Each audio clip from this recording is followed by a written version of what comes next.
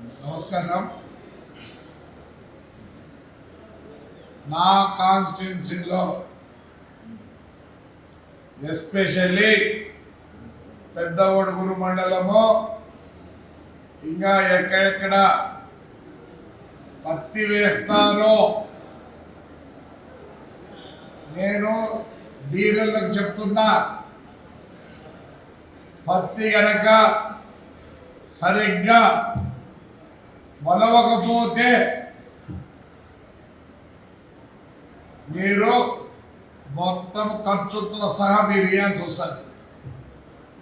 నేను ఒకటే చెప్తున్నా,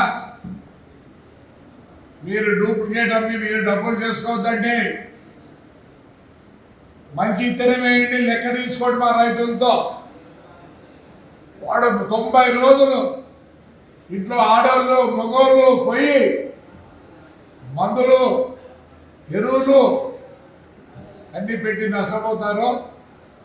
మీరుగా మా రైతాంగాన్ని డూప్లికేట్ అమ్మద్దండి. దయచేసి 10 రూపాయలు ఎక్కువైనా మంచివి అమ్మండి. మా వాళ్ళు ఏదో ఆశతో తీసుకుంటారు మీ దగ్గర, మొత్తం నష్టపోతారు.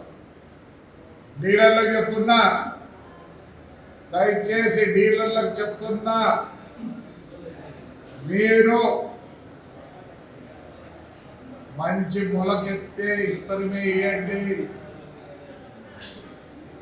చెడిపోయినారంటే మీ ఎండ్ల దగ్గర కూర్చొని, మీ ఇంట్లో మీ షాపుల దగ్గర కూర్చొని మొత్తం రాబట్టాల్సి వస్తుంది. అయా డీలర్లో తమాషా తీసుకోవద్దండి. దయచేసి మీరు మీతో రాబట్టాల్సి వస్తుంది. ఆ పని వరకు పోద్దండి. 10 రూపాయలు ఎక్కువ ఏమో నాకు తెలియదు, తీసుకోండి. మంచి ఇత్తనం ఇవ్వండి మా వాళ్ళకి. డూప్లికేట్ ఇచ్చి మొలకెత్తలేదు అనుకోండి, మీ ఇబ్బందులు మీ ఇంట్ల కాడ కూర్చుంటాం. నేనేమి ధమ్కి వేయడం లేదు, తప్పకుండా చేస్తాను. మీరు చీప్గా ఇవ్వాల్సిన పనిలే, రేటు పెట్టి కొనుక్కోండి. తర్వాత మీకు మీ లాభకం పోగొట్ట తెలుసుకోలే. అందుకని డూప్లికేట్ ఇత్తనాలు ఇవ్వద్దండి. నా కాన్స్టిట్యున్సీలో ఎస్పెషల్లీ పెద్ద ఊళ్ళో మీరు ఇదేదో ధమ్కీస్ అంటే రిక్వెస్ట్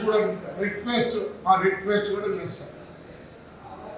దయచేసి పాటించండి. రైట్.